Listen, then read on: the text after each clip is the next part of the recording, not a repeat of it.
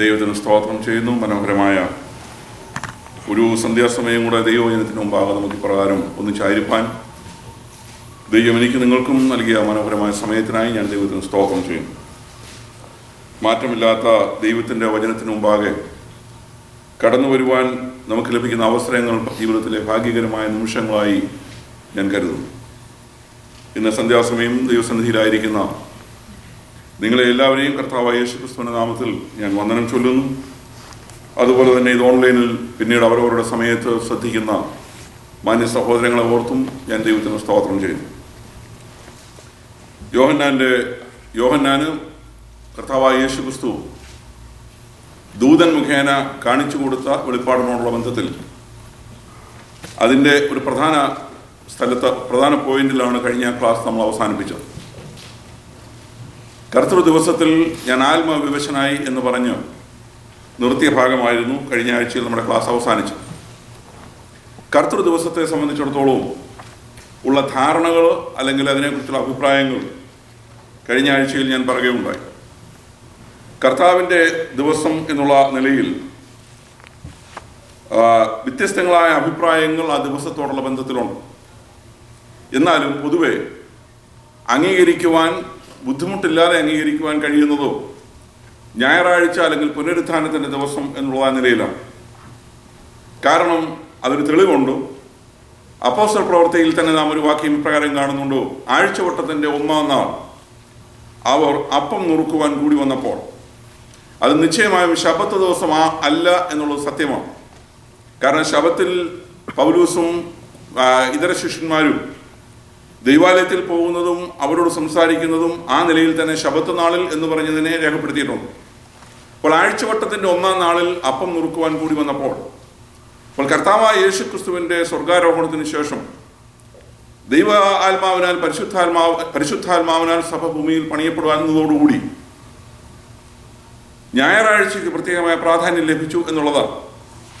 അതിൻ്റെ പ്രാധാന്യം കർത്താവായ യേശുക്രിസ്തു ഉയർത്തെഴുന്നേറ്റ ദിവസം എന്നുള്ളതായ നിലയിലാണ്. ആ നിലയിൽ വരുമ്പോൾ ശാബത്തിൻ്റെതായ ദിവസം അല്ലെങ്കിൽ ശനിയാഴ്ച എന്നുള്ളതിന് മാറിയിട്ടും ഞായറാഴ്ചയ്ക്ക് പ്രാധാന്യം ക്രൈസ്തവ സമൂഹത്തിൽ വരികയാണ്. എന്നാൽ 1-ാം നൂറ്റാണ്ടിലെ സഭകളിൽ ശനിയാഴ്ച തന്നെ ആരാധനയ്ക്ക് നിഷ്കർഷിക്കുന്നതായ യഹൂദ ചിന്താഗതിക്കാരുണ്ടായിരുന്നു. കാരണം ദൈവസഭയിൽ യഹൂദ വിഭാഗത്തിൽ നിന്ന് വന്നവരുണ്ടായിരുന്നു, ജാതികളിൽ നിന്ന് വന്നവർ സഭയിലുണ്ടായിരുന്നു. അപ്പോൾ ആരാധന ശനിയാഴ്ച ശാബത്തിന് പകരം യഹൂദൻ ആരാധിക്കുന്നത് പോലെ തന്നെ സെയിം ഡേയിൽ തന്നെ വേണമെന്ന് ശഠിച്ച യഹൂദ ചിന്താഗതിക്കാർ അന്നുണ്ടായിരുന്നു. എന്നാൽ പൊതുവെ ഉള്ള ധാരണ അല്ലെങ്കിൽ ചിന്ത ആദിമ പിതാക്കന്മാർ ഞായറാഴ്ചയ്ക്ക് പ്രത്യേക പ്രാധാന്യം കൊടുത്തു എന്നുള്ളതാണ്. കൊരിന്ത് ലേഖനത്തിൽ അപ്പോസ്തലനായ പൗലൂസ് എഴുതുമ്പോൾ പ്രകാരം പറയുന്നുണ്ടോ, നിങ്ങൾ ആഴ്ചവട്ടത്തിൻ്റെ 1-ാം നാളിൽ നിങ്ങൾ കൂടി വരുമ്പോൾ സഭകൾക്കുള്ളതായ ധനശേഖരണത്തെക്കുറിച്ചുള്ളതായ കൽപ്പന കൊടുക്കുന്നുണ്ട്. അപ്പോൾ കർത്താവിൻ്റെ മേശയോടുള്ള ബന്ധത്തിൽ ആഴ്ചവട്ടത്തിൻ്റെ 1-ാം നാൾ, ധനശേഖരണത്തോടുള്ള ബന്ധത്തിൽ ആഴ്ചവട്ടത്തിൻ്റെ 1-ാം നാൾ, ഇങ്ങനെ 2 പ്രയോഗങ്ങൾ അപ്പോസ്തല പ്രവൃത്തിയിലും കൊരിന്ത് ലേഖനത്തിലുമായിട്ട് നമ്മൾ കാണുന്നുണ്ട്. അതും കൂടാതെ 2-ാം നൂറ്റാണ്ട് മുതലുള്ളതായ സഭാപിതാക്കന്മാരുടെ രേഖകളിൽ അന്നത്തെ ക്രൈസ്തവ സമൂഹം ഞായറാഴ്ച അല്ലെങ്കിൽ പുനരുത്ഥാന ദിവസം ആരാധനയ്ക്കായി കൂടി വരുന്നതിനെക്കുറിച്ച് രേഖപ്പെടുത്തിയിട്ടുണ്ട്. അത് സഭാ ചരിത്രത്തിലുള്ള രേഖകളാണ്. അപ്പോൾ പൊതുവെ ഞാൻ പറഞ്ഞു വന്നതിൻ്റെ താല്പര്യം, നിരവധി ദൈവദാസന്മാർ അഭിപ്രായപ്പെടുന്ന അല്ലെങ്കിൽ നിങ്ങൾ സാധാരണ കേട്ടിട്ടുള്ളതായ അഭിപ്രായത്തോട് തന്നെയാണ് ചേർന്ന് നിന്നുകൊണ്ടാണ് ഞാൻ സംസാരിക്കുന്നത്. കർത്തൃ ദിവസം എന്നുദ്ദേശിക്കുന്നതോ ഞായറാഴ്ചയാണോ എന്ന് ചിന്തിക്കുന്നത് തന്നെയാണ് യുക്തിയും ദൈവവചനത്തോടു കൂടുതൽ നീതി പുലർത്തുന്നതും ആ ചിന്തയാണ്. അടുത്തതായിട്ട് നാം അതിനോട് ചേർന്ന് അവിടെ കാണുന്നത് 10-ാമത്തെ വാക്യത്തിൽ കർത്തൃ ദിവസത്തിൽ ഞാൻ ആത്മവിവശനായി എന്നുള്ളതാണ്. കർത്തൃ ദിവസത്തിൽ ഞാൻ ആത്മവിവശനായി. ഈ ആത്മവിവശതയോടു കൂടിയാണ് യോഹന്നാൻ ദർശനങ്ങൾ കാണുവാൻ തുടങ്ങുന്നത്. ഇതിൻ്റെ ദർശനത്തിലേക്ക് കടക്കുന്നതിന് മുമ്പ് ഒരു ചോദ്യത്തിനോട് മറുപടി ഞാൻ പറഞ്ഞ് ആ വിഷയത്തിലേക്ക് കടക്കാം. കർത്തൃ ദിവസത്തിൽ ഞാൻ ആത്മവിവശതയിലായി എന്ന് യോഹന്നാൻ പറയുമ്പോൾ ഈ ഒരു ദിവസം കൊണ്ടാണോ യോഹന്നാൻ ഇത്രയും കാര്യങ്ങൾ 22-ാം അധ്യായത്തിൽ വരെ എഴുതിയിരിക്കുന്ന ഈ കാര്യങ്ങളെല്ലാം കൂടെ ഒറ്റ ദിവസമാണോ യോഹന്നാൻ കണ്ടത് എന്നുള്ളത് ചോദ്യമുണ്ട്. ഒരിക്കലും അങ്ങനെയല്ല എന്നുള്ളതാണ് മറുപടി. എന്നാൽ എത്ര ദിവസം കൊണ്ടാണ് കണ്ടതെന്ന് ചോദിച്ചാൽ വേദപുസ്തകം അങ്ങനെ പറയുന്നില്ല എത്ര ദിവസം കൊണ്ടാണ് യോഹന്നാൻ ഇതിനെ കാണിച്ചു കൊടുത്തതെന്നുള്ളത്. എന്നാൽ നിരവധി ദിവസങ്ങൾ എടുത്തിട്ടുണ്ടെന്നുള്ളതാണ് സാധാരണ യുക്തിക്ക് നാം ചിന്തിക്കുമ്പോൾ മനസ്സിലാകും. അതിന് തെളിവും വേദപുസ്തകത്തിലുണ്ട്. സീനായി മലയിലേക്ക് ദൈവം മോശയെ വിളിച്ചു. ന്യായപ്രമാണം മോശയ്ക്ക് കൈമാറുന്നതിന് വേണ്ടി ദൈവം സീനായി മലയുടെ മുകളിലേക്ക് മോശയെ വിളിച്ചപ്പോൾ മോശ പർവ്വതത്തിലേക്ക് കയറി ചെന്നു. പർവ്വതത്തിലേക്ക് കയറി ചെന്ന മോശ ദൈവത്തെ കണ്ട് അന്നേരം തന്നെ ഇറങ്ങിപ്പോന്നില്ല. ദൈവസന്നിധിയിൽ മോശ എത്ര ദിവസം ഇരുന്നു? 40 ദിവസം ദൈവസന്നിധി ചെലവഴിച്ചു. 40 ദിവസം കഴിഞ്ഞ് മോശ ഇറങ്ങി വരുമ്പോഴാണ് കൽപ്പലകൈകളുമായിട്ട് മോശ ഇറങ്ങി വരുന്നു. ആ സമയത്തുണ്ടായ ദുരന്തം നമുക്കറിയാം. ജനം മോശയെ കാണാതായപ്പോഴത്തേക്കിന് അവർക്ക് വലിയ നിരാശയായി. ആരാധനയുടെ അന്തരീക്ഷം മാറി. പുതിയൊരു ദൈവത്തെ ആരാധിക്കാനുള്ളതായ കാര്യങ്ങൾ ചെയ്തു. ക്രമീകരണങ്ങൾ വന്നു. ഇതെല്ലാം നമുക്കറിയാവുന്ന കാര്യമാണ്. അപ്പോൾ ഞാൻ പറഞ്ഞത്, ദൈവസന്നിധിയിൽ നിന്നും സീനായി മലയിൽ മോശ ന്യായപ്രമാണം ഏറ്റുവാങ്ങുമ്പോൾ 40 ദിവസം എടുത്തു. അപ്പോൾ യോഹന്നാൻ കർത്തൃദിവസത്തിൽ ആത്മവിവശനായി എന്ന് പറയുന്ന ഈ വാക്യത്തോടുള്ള ബന്ധത്തിൽ നിരവധി ദിവസങ്ങൾ ഇതിനോടുള്ള ബന്ധത്തിൽ തുടർമാനമായി ദൈവാത്മാവ് നടക്കുവാനുള്ള സംഭവങ്ങളുടെ ചുരുള് കാണിച്ചു കൊടുത്തു എന്ന് ചിന്തിക്കുന്നതാണ് ആ മനോഹരമായ ചിന്ത. ഇനിയും ആത്മവിവശത എന്നുള്ളതാണ്. ആത്മവിവശത എന്ന് പറയുന്നത് ആത്മാവിലായി എന്ന് ധരിക്കേണ്ട കാര്യമേ ഉള്ളൂ. കാരണം ആത്മാവിലായി എന്ന് തന്നെയാണ് അതിൻ്റെ മൂലഭാഷയിലെ പ്രയോഗം കൊണ്ട് അർത്ഥമാക്കുന്നത്. പരിശുദ്ധാത്മ നിറവിലായി അല്ലെങ്കിൽ പരിശുദ്ധാത്മ നിയന്ത്രണത്തിലായി എന്നൊക്കെയുള്ള അർത്ഥമാണ്. ആത്മവിവശതയിലായി എന്ന് പറഞ്ഞാൽ പ്രത്യേകിച്ച് ഈ കാലഘട്ടത്തിൽ നാം കാണുന്ന സ്ലേയിങ് എന്ന് പറയുന്നതുമായിട്ട് ഇതിന് യാതൊരു ബന്ധവുമില്ല. പത്മോസിൽ യോഹന്നാൻ ആത്മവിവശതയിലായിട്ട് വീണില്ല, ആ നിലയിൽ വീണില്ല. പത്മോസിൽ യോഹന്നാൻ ആത്മവിവശതയിലായപ്പോൾ പുറകിൽ നിന്നുകൊണ്ട് താങ്ങുവാൻ ആരുടെയും കരങ്ങളില്ലായിരുന്നു. അങ്ങനെയുള്ള സംഭവങ്ങളൊന്നും അവിടെ നടന്നിട്ടില്ല. യോഹന്നാൻ സുബോധത്തോടു കൂടി തന്നെയാണ് ഈ ദർശനങ്ങൾ കാണുന്നത്. തൻ്റെ സുബോധം നഷ്ടപ്പെട്ടില്ല. ഈ ദർശനം കണ്ടു കഴിഞ്ഞപ്പോൾ അതുമൊന്നും പുലമ്പിയില്ല. തൻ്റെ അവസ്ഥയ്ക്ക് താൻ കണ്ട ദർശനത്തോടുള്ള ബന്ധത്തിൽ കാര്യങ്ങൾ താൻ രേഖപ്പെടുത്തുന്നു. അപ്പോൾ പരിശുദ്ധാത്മ നിയോഗത്തിലായി, പരിശുദ്ധാത്മ നിറവിലായി, പരിശുദ്ധാത്മ നിയന്ത്രണത്തിലായി എന്നൊക്കെയുള്ള അർത്ഥമാണ്. ഓർക്കണം, കഠിനമായ ഒരു അന്തരീക്ഷത്തിലാണ് യോഹന്നാനായിരിക്കുന്നത്. ഞാൻ മുമ്പൊരു ക്ലാസ്സിൽ പറഞ്ഞതുപോലെ കാത്തിരിപ്പ് യോഗത്തിലല്ല, തമ്പേറിൻ്റെ അകമ്പടിയില്ല, മനോഹരമായ ഗാനങ്ങൾ പാടി ആത്മനിറവിലേക്ക് കൊണ്ടുപോകുന്നതിനുള്ളതായ ഗാനങ്ങൾ പാടിക്കൊടുക്കുവാൻ അവിടെ ആളില്ല. പക്ഷെങ്കിൽ കഠിനമായ സാഹചര്യത്തിൽ ദൈവത്തിൻ്റെ ആത്മാവിൻ്റെ സാന്നിധ്യം അടുത്തറിയുവാൻ, അനുഭവിച്ചറിയുവാൻ യോഹന്നാൻ ഇടയായി എന്നുള്ളതാണ് ദൈവത്തിന് സ്തോത്രം. നാം എവിടെയായിരുന്നാലും ആത്മാവിൽ ദൈവത്തെ ആരാധിക്കുവാൻ നമുക്ക് കഴിയും. നാം എവിടെ ആയിരുന്നാലും ദൈവത്തെ പ്രസാദിപ്പിച്ചുകൊണ്ടിരിക്കുവാൻ നമുക്ക് കഴിയും. നമ്മളുടെ വീട്ടിൽ ഇരിക്കുന്നത് പോലെ തന്നെ നമ്മുടെ ജോലിസ്ഥലത്തും നമ്മുടെ യാത്രയിലും നമ്മുടെ ഇടപാടുകളിലെല്ലാം ദൈവത്തെ പ്രസാദിപ്പിക്കുവാൻ നമുക്ക് കഴിയും. നാം എങ്ങനെ ട്യൂൺ ചെയ്യുന്നു എന്നുള്ളത് അനുസരിച്ചിരിക്കും. ഒരു ഉദാഹരണം കൊണ്ട് ഞാനത് ക്ലിയർ ചെയ്യാം. ഇപ്പോൾ നമുക്കറിയാം, ഇതിലെ ശബ്ദ തരംഗങ്ങൾ ഈ അന്തരീക്ഷത്തിലുണ്ട്. നാം ഈ ഇരിക്കുന്ന ഈ മുറിയിൽ വ്യത്യസ്തങ്ങളായ ശബ്ദ തരംഗങ്ങൾ ഇങ്ങനെ ക്രോസ് ചെയ്തു പോകുന്നു. നാം ഇവിടെ ഇരുന്നുകൊണ്ട് ഒരു റേഡിയോ ഓൺ ചെയ്താൽ നമുക്ക് വേണ്ടിയ സ്റ്റേഷൻ ട്യൂൺ ചെയ്യാനുള്ളതായ സ്വാതന്ത്ര്യം നമുക്കുണ്ട്. നമുക്ക് വേണമെങ്കിൽ മൂടി റേഡിയോയോ അല്ലെങ്കിൽ മൂടി റേഡിയോയിലൂടെ നല്ല പ്രസംഗമോ അല്ലെങ്കിൽ ജോയി FM-ലെ മനോഹരമായ പാട്ടോ ട്യൂൺ ചെയ്ത് കേൾക്കാൻ ഉള്ള അവസരം നമുക്കുണ്ട്. ശബ്ദ തരംഗങ്ങൾ ഇതിലെ പോവുകയാണ്. നമ്മുടെ കയ്യിലിരിക്കുന്ന കാര്യം അതിനെ സ്വീകരിക്കണോ വേണ്ടയോ എന്നുള്ളൂ. അപ്പോൾ നമുക്കതിനോടാണ് താല്പര്യമെങ്കിൽ അത് കേൾക്കാനുള്ളതായ നമുക്ക് കരങ്ങൾ എത്തുന്ന ദൂരത്തിൽ കാര്യങ്ങൾ ക്രമീകരിക്കുവാൻ കഴിയും. അതല്ല, റാപ്പ് മ്യൂസിക്കാണ് നമുക്ക് വേണ്ടതെങ്കിൽ, അല്ലെങ്കിൽ അതുപോലുള്ളതായ എനിക്ക് ഗാനത്തെക്കുറിച്ച് ഒരുപാട് കാര്യങ്ങൾ പറയാൻ അറിഞ്ഞുകൂടാ, നമ്മളെ ഇങ്ങനെ പ്രത്യേക അവസ്ഥയിലേക്ക് കൊണ്ടുപോകുന്ന പാട്ടുകൾ, അങ്ങനെയുള്ളതായ പാട്ടാണ് നമുക്ക് വേണ്ടതെങ്കിൽ അതും അതിൻ്റെ ശബ്ദവീതികളും ഇതിലൂടെ തന്നെ പോകുന്നു. അപ്പോൾ എന്താണ് ചൂസ് ചെയ്യേണ്ടത് എന്നുള്ളത് നമ്മുടെ കയ്യിലായിരിക്കും.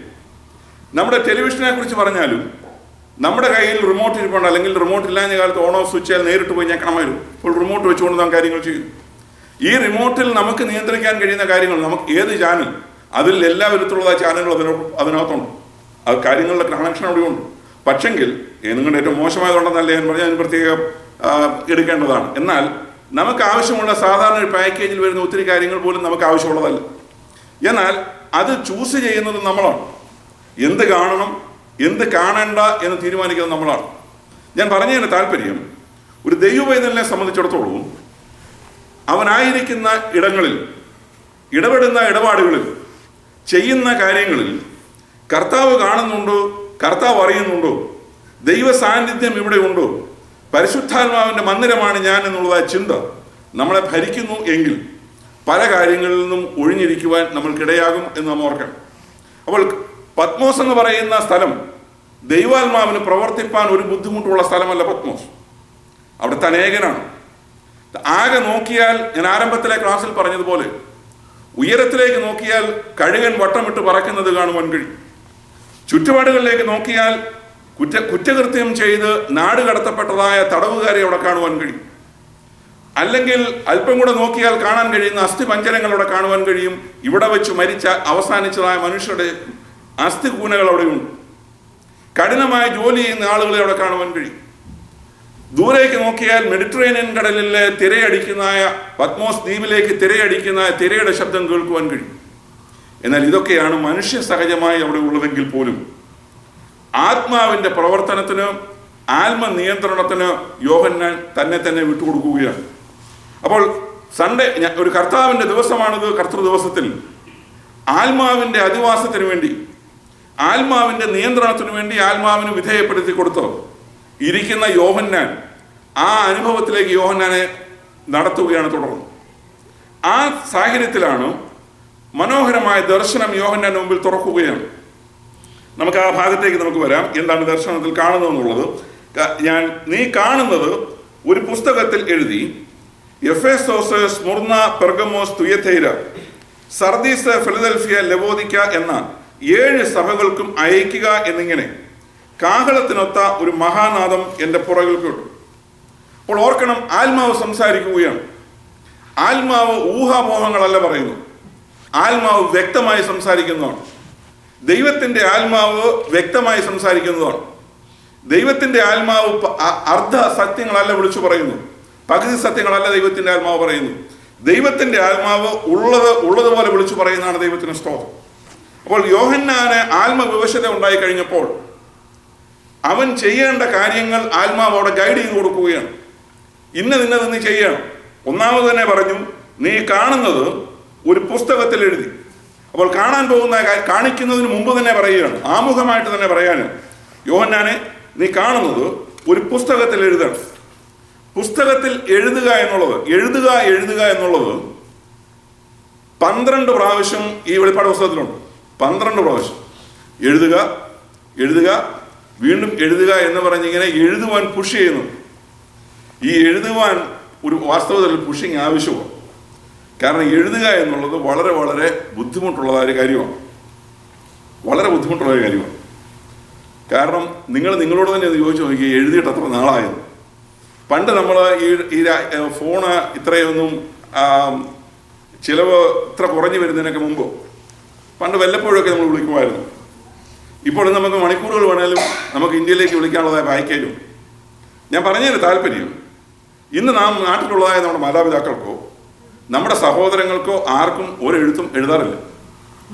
അതിനേക്കാൾ വളരെ എളുപ്പമാണ് ഫോൺ എടുക്കുക, വിളിക്കുക എന്നുള്ളത്. കാര്യം ആ നിലയിൽ നമ്മൾ എത്തി നിൽക്കുകയാണ്. അപ്പോൾ എഴുതുവാൻ വാസ്തവത്തിൽ ഭയങ്കര മടിയുള്ള ഒരു നിലയിലേക്ക് നമ്മൾ പിന്നെ എത്തി. സ്വതവേ എഴുതുന്ന മടിയായിരുന്നു. അത് കഴിഞ്ഞപ്പോൾ ഇന്ന് കുറച്ചുകൂടെ വന്ന് ഒട്ടും എഴുതുവാൻ മനസ്സില്ല എന്നുള്ള അവസ്ഥയിൽ നമ്മൾ എത്തി.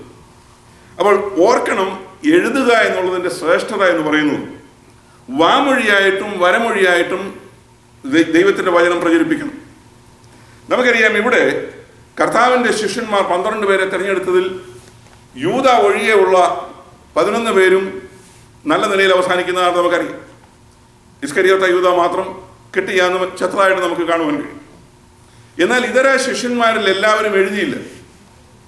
യേശുക്രിസ്തുവിൻ്റെ കൂടെ അവർ നടന്നതാണ്. എന്നാൽ എല്ലാ ശിഷ്യന്മാർക്കും എഴുതാൻ കഴിഞ്ഞില്ല.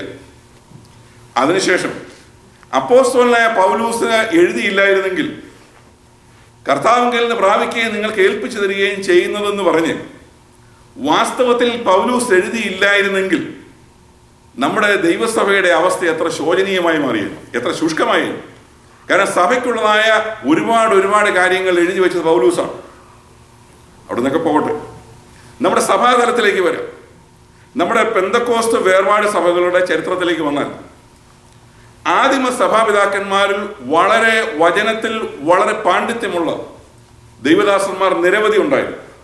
പ്രത്യേകിച്ച് അന്നത്തെ ദൈവദാസന്മാർ വചനത്തിൽ ഉറ്റിരിക്കുകയും വചനം പഠിക്കുകയും അതിൽ ഉറ്റിരിക്കുകയും പഠിപ്പിക്കുകയും ചെയ്യുന്നതായിരുന്നു പൊതുവെ ഉള്ള ദൈവദാസന്മാരുടെ പരിപാടി. മറ്റ് പരിപാടികളൊന്നുമില്ലായിരുന്നു. എന്നാൽ ഇന്നത്തെ ആത്മീയഗോളം അതല്ല. ഇന്നത്തെ ആത്മീയഗോളത്തിലുള്ളവർക്ക് വചന ശുശ്രൂഷ ഒരു ബിസിനസ്, ഒരു ഭാഗം, അതിൻ്റെ ബാക്കി സമയങ്ങളിൽ കെട്ടിടങ്ങൾ നിർമ്മിച്ച് ഫ്ലാറ്റ് നിർമ്മിച്ച് ബിസിനസ് നടത്തുന്ന ഉൾപ്പെടെയുള്ള അനേക ബിസിനസ് ചെയ്യുന്ന ഒരു ആത്മീയഗോളത്തിൽ ലീഡർഷിപ്പിലുണ്ട്. അത് വേറൊരു കാര്യം, ഞാനതിലേക്ക് കൂടുതൽ പോകുന്നില്ല. ഞാൻ പറഞ്ഞതിന് താല്പര്യം, ഈ ആദിമ സഭയിലെ ചരിത്രം എടുത്താൽ, നമ്മുടെ പെന്തക്കോസ്ത് വേർപാട് സഭകളുടെ വെറും 100 വർഷം പോലും പുറകോട്ട് പോകാത്ത ചരിത്രം എടുത്താൽ, അന്നത്തെ ദൈവദാസന്മാർ, ചില ദൈവദാസന്മാർ എഴുതുന്നവർ, അവരുടെ ഭാഷ അത് വലിയ മനോഹരമൊന്നും ആയിരുന്നില്ല. എന്നാൽ പോലും തങ്ങൾക്കറിയാവുന്ന സത്യം വരും തലമുറയ്ക്ക് വേണ്ടി എഴുതി വയ്ക്കുവാൻ അവർ മനസ്സ് വെച്ചു. വേറെ ചില ആളുകൾ പ്രസംഗങ്ങളുടെ പ്രഭുക്കളായ മാറിയ സ്പർജനെ പോലെ പ്രസംഗിക്കുന്നതെന്ന് വിശേഷിപ്പിക്കപ്പെട്ട പെന്തക്കോസ്ത് പ്രസംഗന്മാർ മലയാളക്കരയിലുണ്ട്. പക്ഷെ അവർ ഒറ്റ അക്ഷരം എഴുതിയിട്ടില്ല, ഒരു ലേഖനം പോലും എഴുതിയിട്ടില്ല. അതിൻ്റെ ദുഃഖകരമായ അവസ്ഥയെന്ന് പറയുന്നത്, അന്നത്തെ പ്രസംഗവേദികളിൽ ഗർജിക്കുന്ന സിംഹം എന്നൊക്കെ വിശേഷിപ്പിക്കപ്പെട്ട ദൈവദാസന്മാർ ഒന്നും എഴുതാതെ പോയതുകൊണ്ട് അവരുടെ പ്രസംഗങ്ങൾ അന്ന് കേട്ട ആ ഒരു കാലഘട്ടത്തോടെ അവസാനിച്ചു.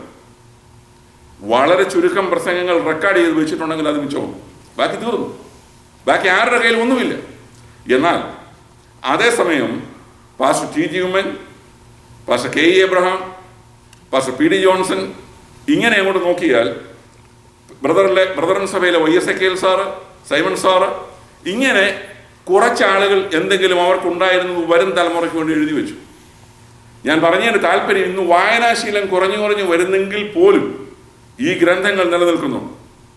ആവശ്യമുള്ളവർക്ക് അന്വേഷിച്ചാൽ ഈ പുസ്തകം കിട്ടും.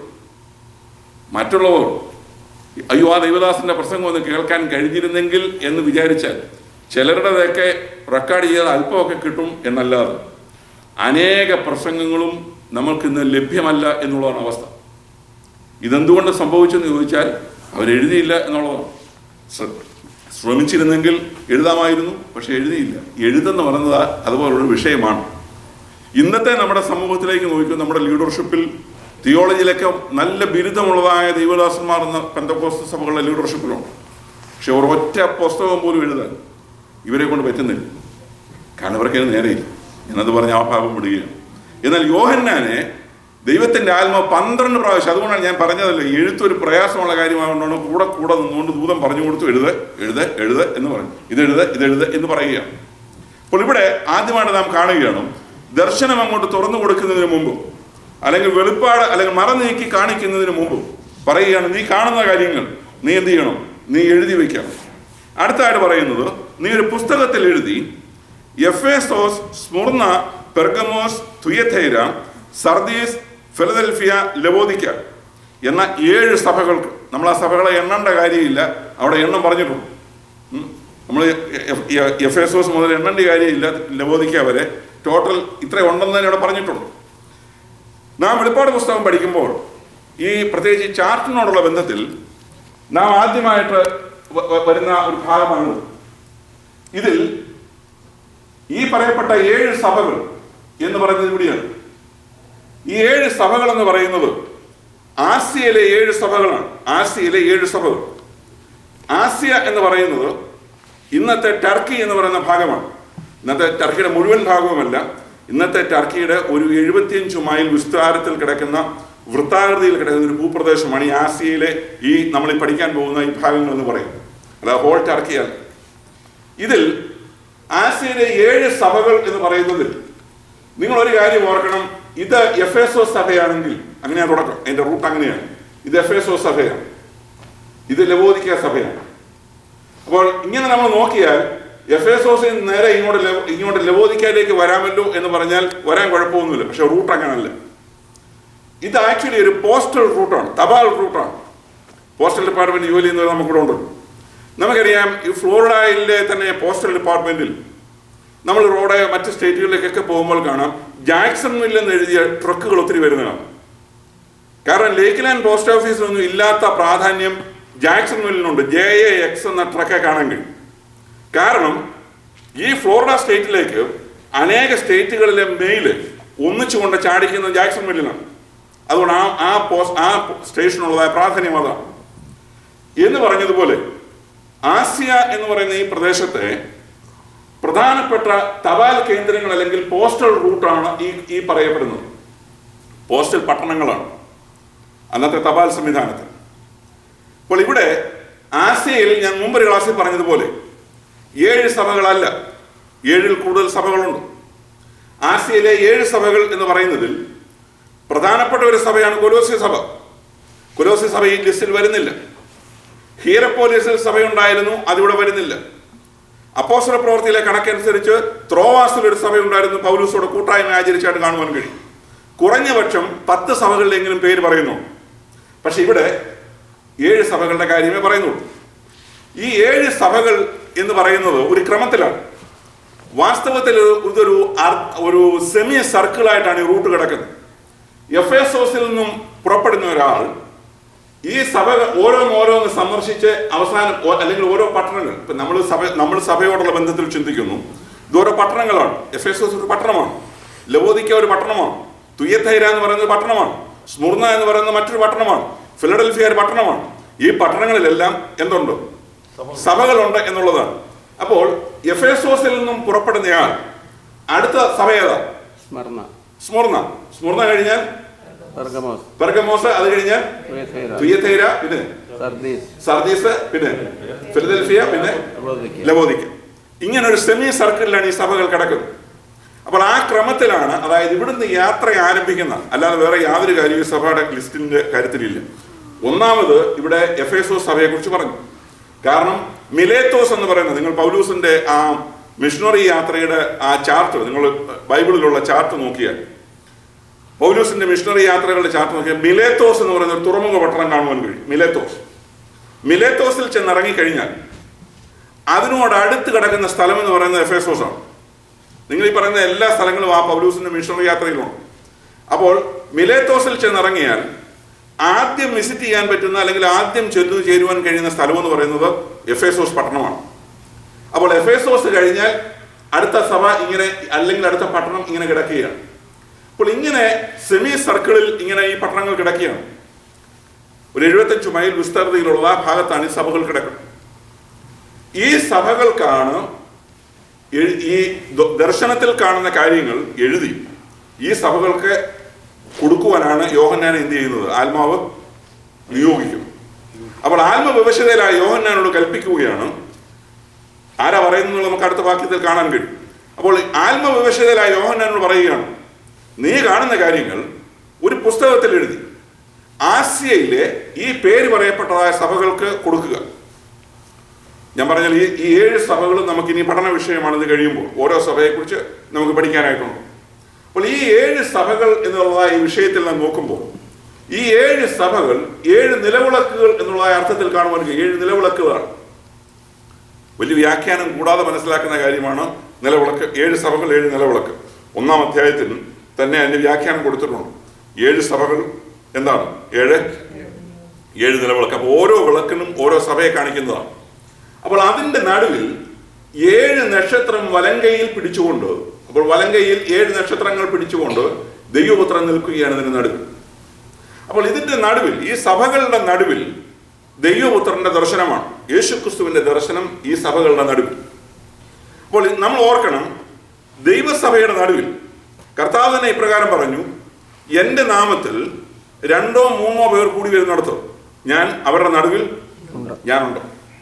അപ്പോൾ ദൈവസഭയുടെ നടുവിൽ യേശുക്രിസ്തു ഇറങ്ങി വന്നിരിക്കുന്നു എന്ന് പറയുമ്പോൾ ഓർക്കണം, കർത്താവിന്റെ സാന്നിധ്യം സഭകളുടെ മധ്യത്തിൽ ദൈവ സാന്നിധ്യം, കർത്താവിന്റെ സാന്നിധ്യം പകർന്നു കൊടുക്കുകയാണ്.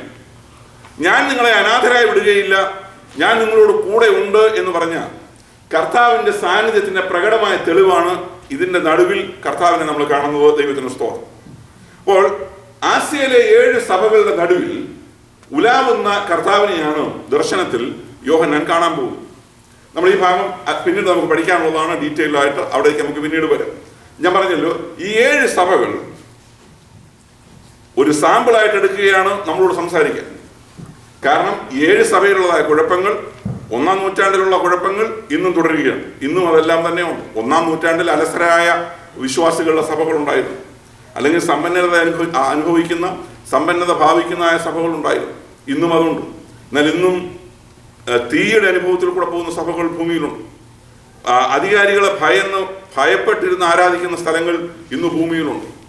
ആരാധിക്കുവാൻ സ്വാതന്ത്ര്യമില്ലാത്ത സ്ഥലങ്ങൾ ഭൂമിയിലുണ്ട്. രക്തസാക്ഷികൾ ഇന്നും ദൈവസഭയോടുള്ള ബന്ധത്തിൽ ഭൂമിയിൽ ഉണ്ടാകുന്നുണ്ടോ? ദൈവത്തിന് സ്തോത്രം.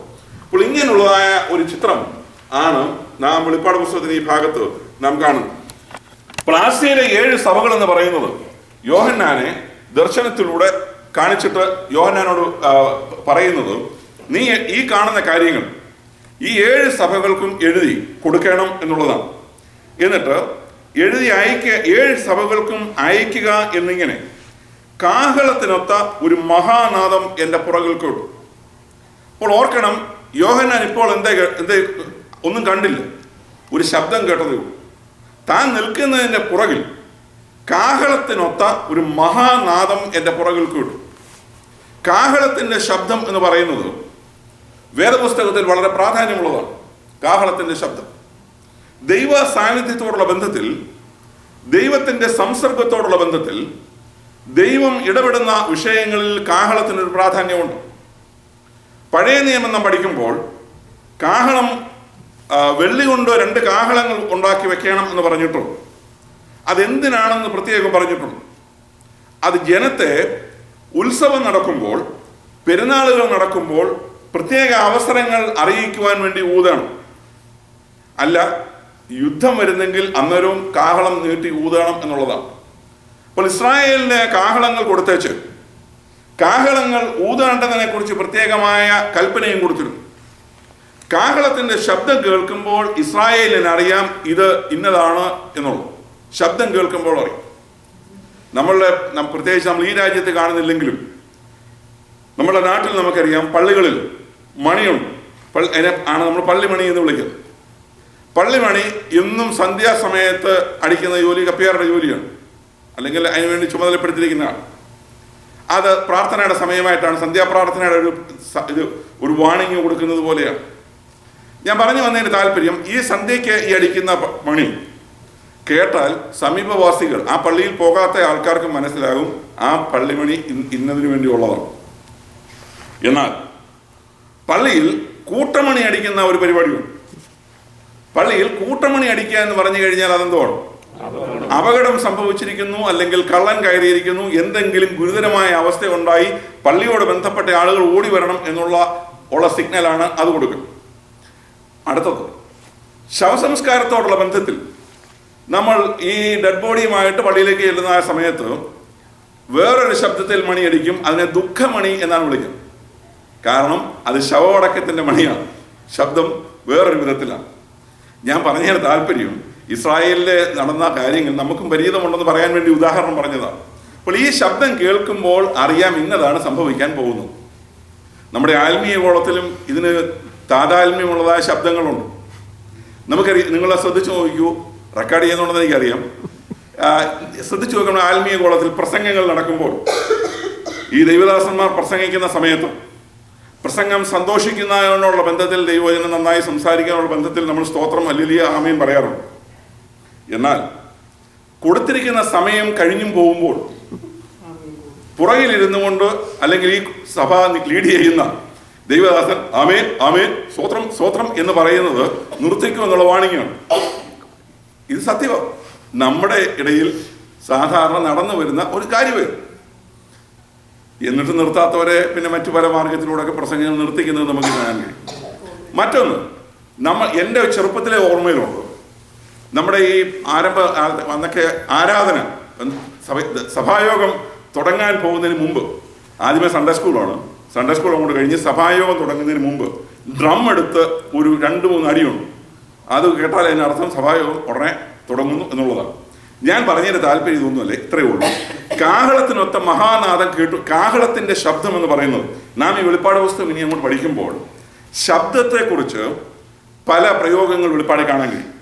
പല പ്രയോഗങ്ങളുണ്ട്. അപ്പോൾ യോഹന്നാൻ കേട്ടതായ ശബ്ദം ഒരു വലിയ ശബ്ദമാണ്. കാഹളത്തിൻ്റെ ശബ്ദമുള്ള ഒരു മഹാനാദം കേട്ടു. മഹാനാദം എന്ന് പറയുമ്പോൾ തന്നെ നമുക്കറിയാം വലിയ ശബ്ദമാണ്. അപ്പോൾ ആ മഹാനാദം ഏറ്റവും കൂടുതൽ സാമ്യപ്പെട്ട് നിൽക്കുന്നത് കാഹളത്തിനോടാണ്. അപ്പോൾ കാഹളം പുറപ്പെടുവിക്കുന്നത് പോലുള്ള, കാഹളം ഊതുമ്പോൾ ഉണ്ടാകുന്നത് പോലുള്ളതായ ഒരു വലിയ ശബ്ദം യോഹന്നാൻ നിന്നതിൻ്റെ പുറകിൽ കേട്ടു.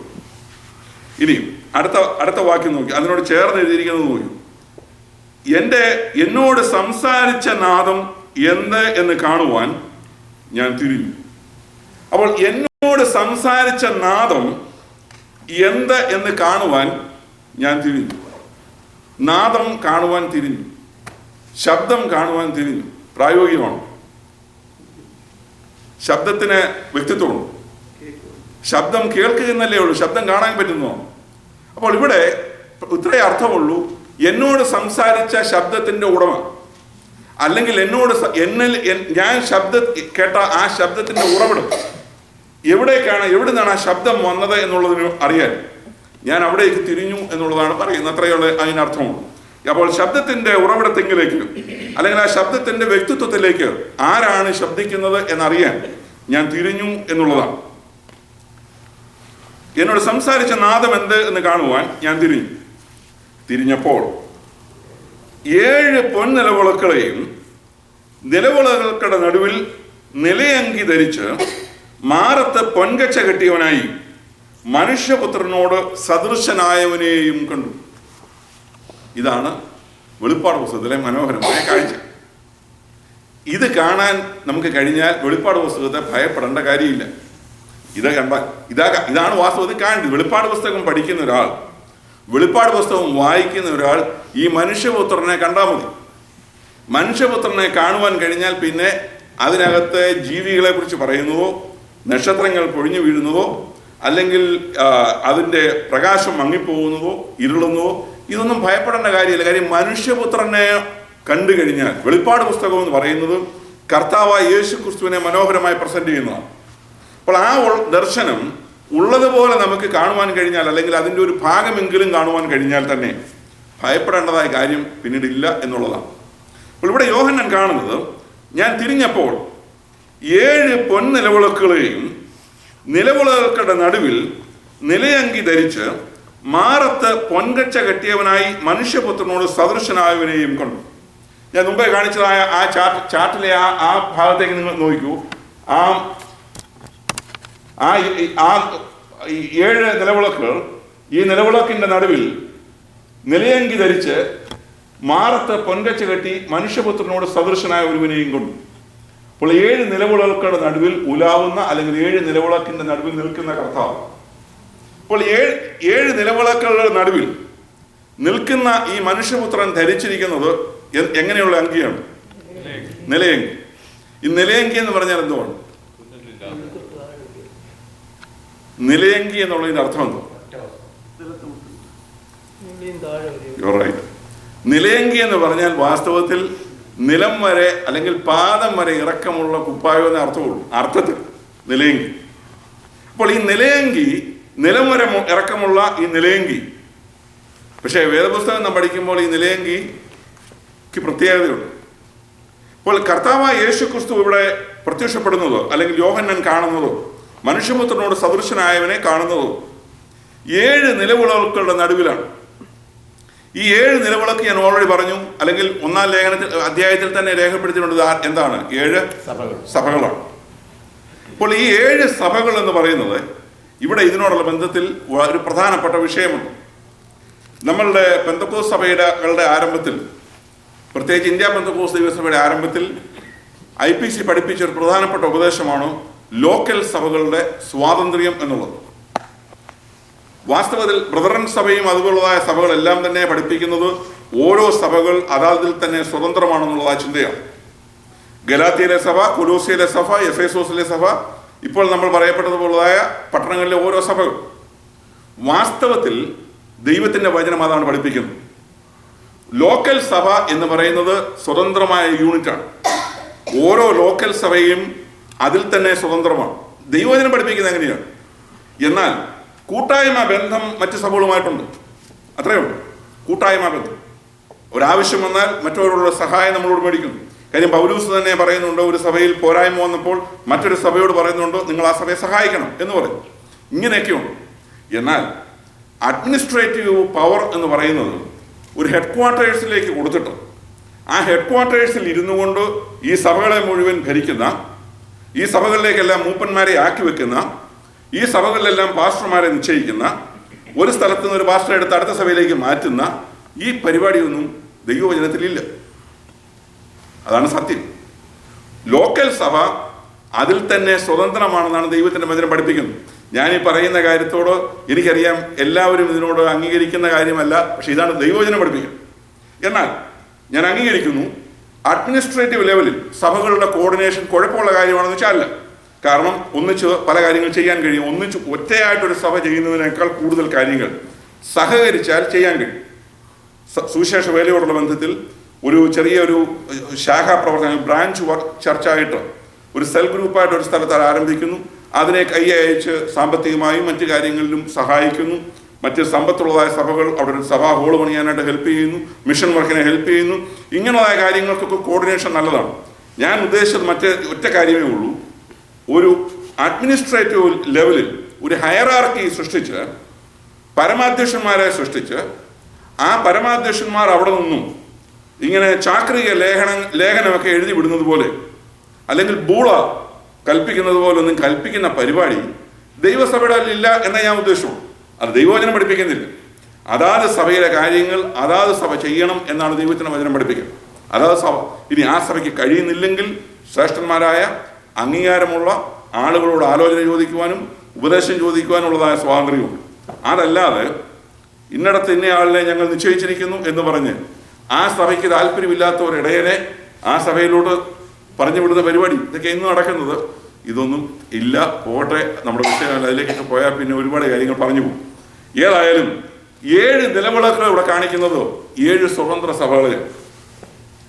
അതേസമയം നിങ്ങൾ ഓർക്കണം, സമാഗമന കൂടാരത്തിലെ വിളക്ക് ഒരു തണ്ടിന്മേൽ 7 ബ്രാഞ്ചാണ്. അപ്പോൾ അതെന്ന് പറയുന്നത് സകല യഹൂദന്മാരെ ഒന്നിച്ച് കാണിക്കുന്നതാണ് ആ വിളക്കെന്ന് പറയും. അപ്പോൾ പുതിയ നിയമത്തിലേക്ക് വരുമ്പോൾ ദൈവസഭ എന്ന് പറയുന്നത് ഒറ്റയായിട്ടുള്ളതായ സഭാ യൂണിറ്റുകളാണ്.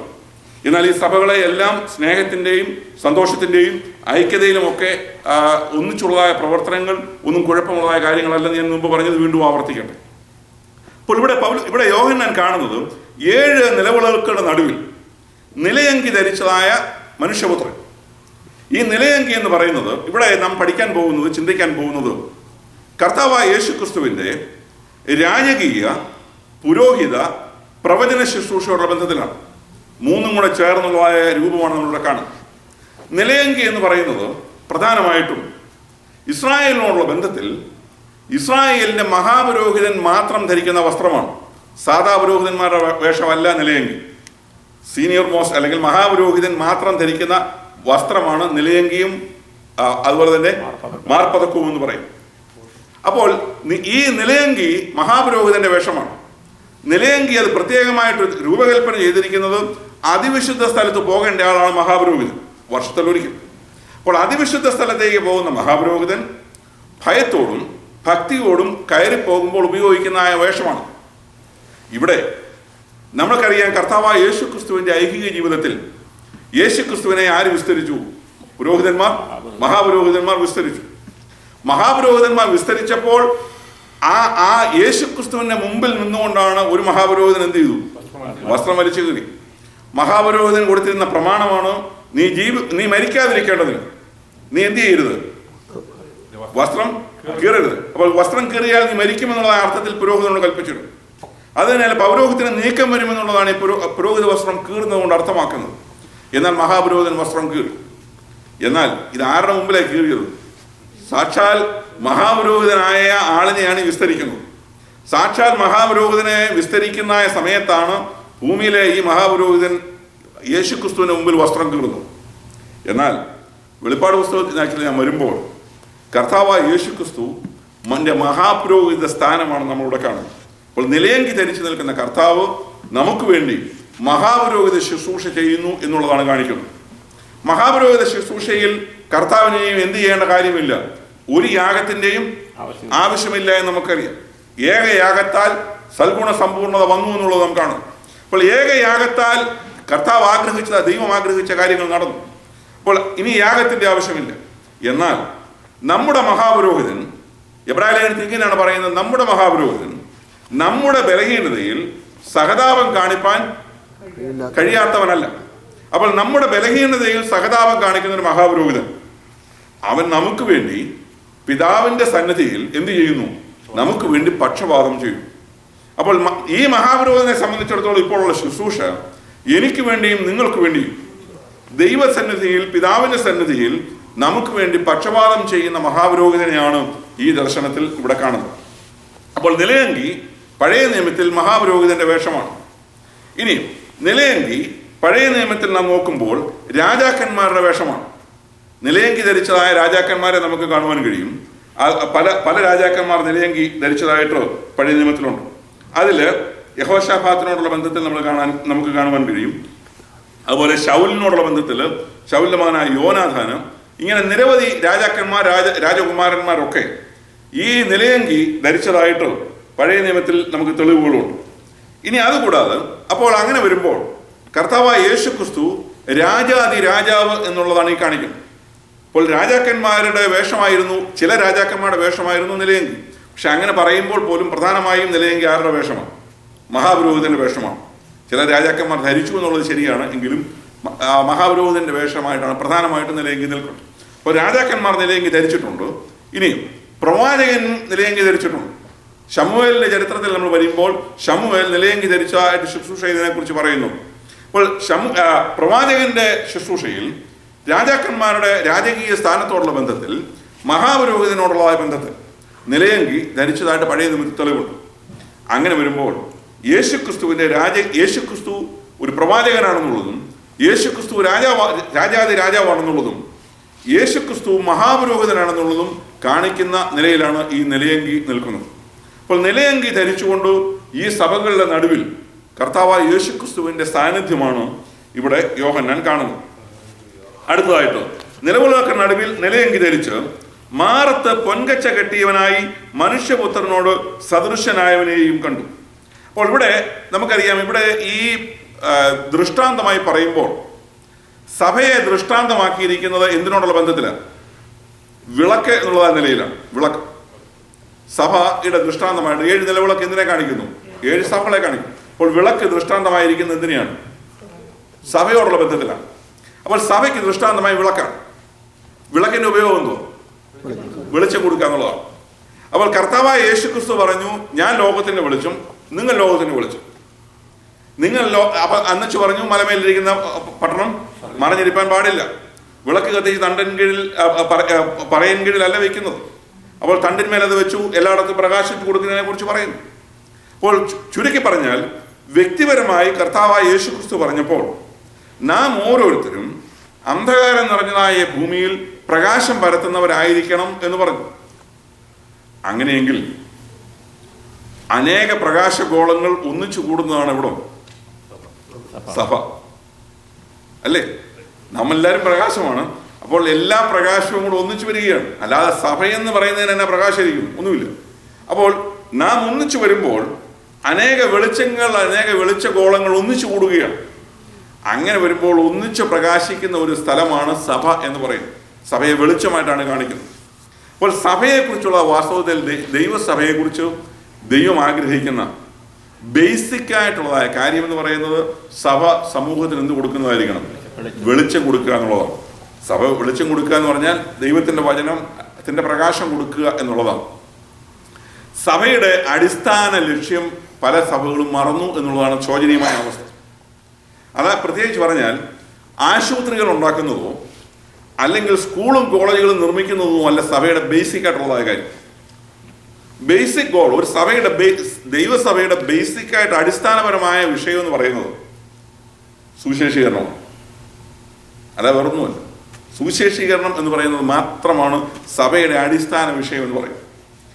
എന്നാൽ അനേക സഭകൾ അല്ലെങ്കിൽ അനേക സാമുദായ സഭകൾ, പട്ടത്വ സഭകളൊക്കെ ആ ദർശനം അവർക്കില്ല. അതുകൊണ്ട് അവരെല്ലാം മറ്റു നിലയിലുള്ളതായ കാര്യങ്ങൾ ചെയ്യുകയാണ്. ഇന്ന് നമ്മളുടേതായ സമൂഹത്തിലും ഇങ്ങനെയുള്ളതായ കാര്യങ്ങൾക്ക് വേണ്ടി ശഠിക്കുന്നതായ ആളുകളുണ്ട്. ചില വ്യക്തികൾ അവരുടേതായ നിലയിൽ സ്ഥാപനങ്ങൾ നടത്തുന്നുള്ളത് വ്യക്തിപരമായ കാര്യമാണ്. എന്നാൽ ചുരുക്കി പറഞ്ഞാൽ സഭയ്ക്ക് ഇതുപോലുള്ളതായ സ്ഥാപനങ്ങൾ ഇല്ലാതിരിക്കുന്നതാണ് നല്ലത്. കാരണം 50 പേരുള്ള 50 കുടുംബങ്ങളുള്ള ഒരു സഭയെ ശരിയായി പരിപാലിക്കാൻ നമുക്ക് പറ്റുന്നില്ല. 50 കുടുംബങ്ങളുള്ള അല്ലെങ്കിൽ 75 കുടുംബങ്ങളുള്ള ഒരു സഭ ഐക്യതയിലും സ്നേഹത്തിലും കൂട്ടായ്മയിലും കൊണ്ടുപോകാൻ പറ്റുന്നില്ല. നമ്മളാണ് വലിയ സ്ഥാപനങ്ങൾ നടത്താൻ പോകുന്നത്.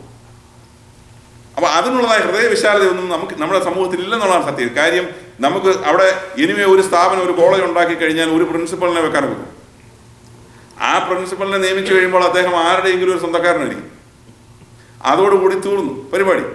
എന്തിനാ ഞാൻ പറഞ്ഞത്? ഇതുപോലുള്ളതായ കാര്യങ്ങളൊന്നുമല്ല വാസ്തവത്തിൽ സഭയുടെ പ്രധാനപ്പെട്ട ലക്ഷ്യം, സഭയുടെ പ്രധാന ഗോൾ, സഭയുടെ പ്രധാനപ്പെട്ട ലക്ഷ്യം എന്ന് പറയുന്നത്, വിഷയം എന്ന് പറയുന്നത് ലോകത്തിന് വെളിച്ചം കൊടുക്കുക എന്നുള്ളത്.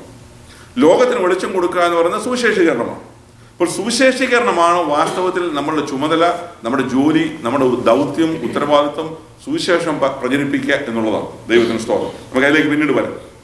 അപ്പോൾ ഇവിടെ 7 പൊൻനിലവിളക്കുകളെയും നിലവിളക്കുകളുടെ നടുവിൽ നിലയങ്കി ധരിച്ച് മാറത്ത് പൊൻകച്ച കെട്ടിയവനായ മനുഷ്യപുത്രനോട് സദൃശനായവനെയും കൊണ്ട്.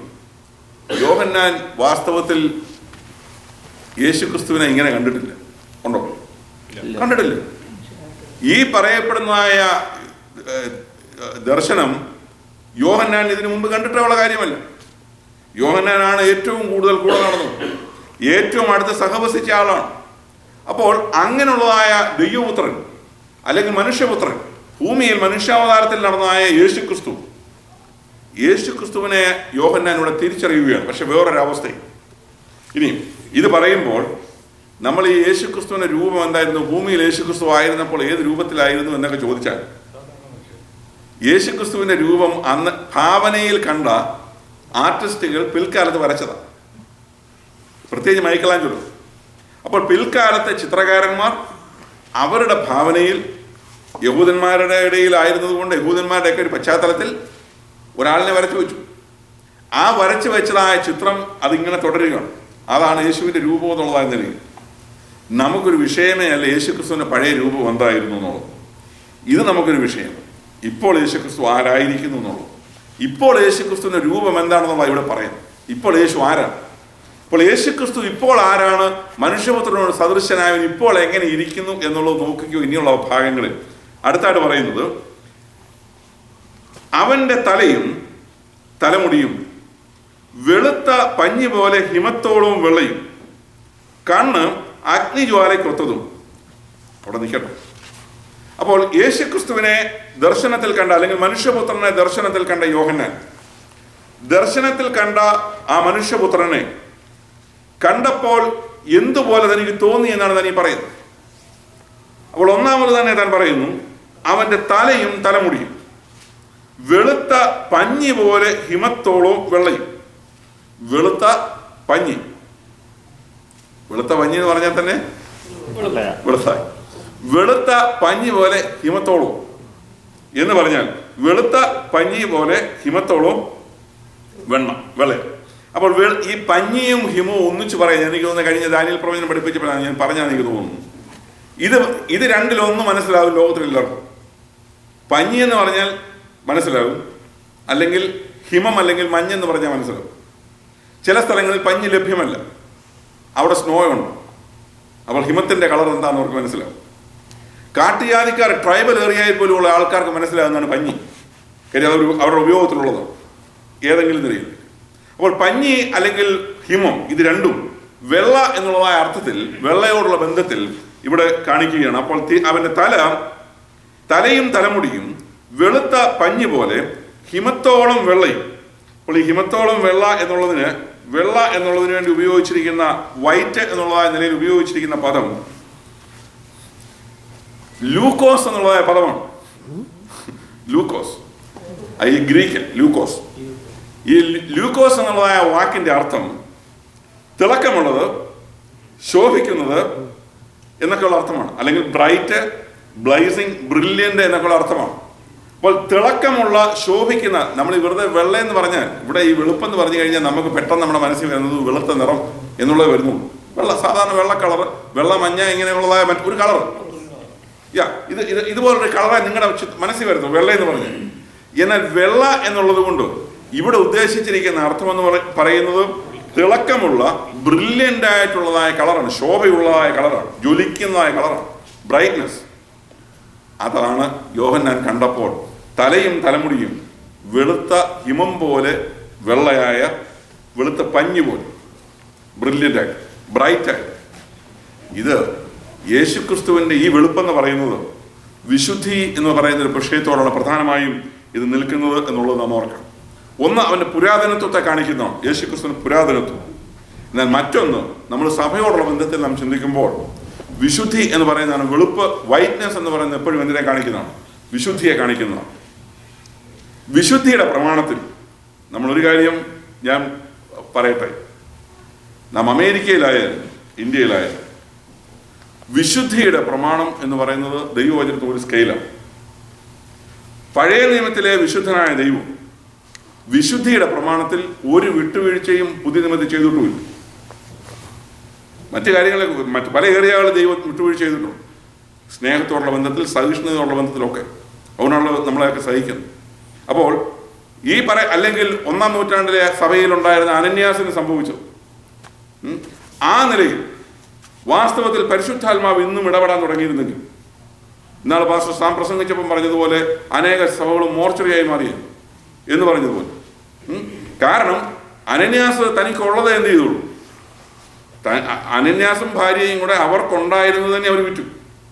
എന്നുവെച്ചാൽ ഇവർ അവർ തമ്മിൽ തന്നെ പറഞ്ഞു, അച്ഛാ ഇത് മുഴുവൻ കൂടെ കൊടുക്കേണ്ട കാര്യം, കർത്താവ് വരുമെന്ന് പറഞ്ഞ് എല്ലാവരും കൊണ്ട് അപ്പോസ്തലന്മാരുടെ കാൽക്കൽ വെക്കുക. ഇവർ പറയുന്ന പോലെ വന്നില്ലെങ്കിലും അതുകൊണ്ട് അല്പം ഇരിക്കട്ടെ. അപ്പം നല്ല ഐഡിയ ആയിട്ട് അദ്ദേഹത്തിന് തോന്നി, രണ്ടുപേരോട് ചിന്തിച്ചു, രണ്ടുപേരോട് ഒത്തു, അങ്ങനെ ഒരല്പം മാറ്റി വെച്ചു. സാധാരണക്കാരെല്ലാം ചെയ്യുന്ന പരിപാടി തന്നെ, മുഴുവനും ഇത്രയൊക്കെ കൊടുക്കത്തുള്ളൂ.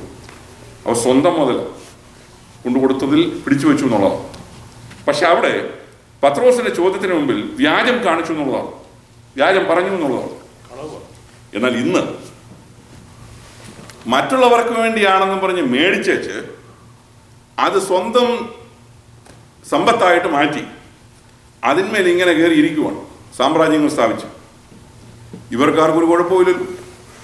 അപ്പോൾ 1-ാം നൂറ്റാണ്ടിൽ പ്രവർത്തിച്ചതുപോലെ പരിശുദ്ധാത്മാവ് ഇടപെട്ടിരുന്നെങ്കിൽ എന്തെന്തുമാത്രം ശവോടക്കൾ നമ്മുടെ നടന്നേനെ. അതാ ഞാൻ പറഞ്ഞത്. അപ്പോൾ ദൈവം ഒരുപാട് കാര്യങ്ങൾ കൃപയുടെ യുഗത്തിൽ ഒരുപാട് കാര്യങ്ങൾ വിട്ടുവീഴ്ച ചെയ്യുന്നുണ്ടെന്നുള്ളത് ഞാൻ മറക്കുന്നില്ല. എന്നാൽ പുതിയ നിയമത്തിലും ദൈവം പറഞ്ഞേക്കുന്നതോ ലേഖനങ്ങളിൽ പല ഭാഗത്തും നാം വിശുദ്ധരായിരിക്കണം. ദൈവത്തിന്റെ വചനം നമ്മെ പഠിപ്പിക്കും. നിങ്ങളുടെ ദൈവമായ യഹോവ എന്ന ഞാൻ വിശുദ്ധനാകിയാൽ നിങ്ങളും വിശുദ്ധരായിരിപ്പീൻ എന്നുള്ളതാണ്.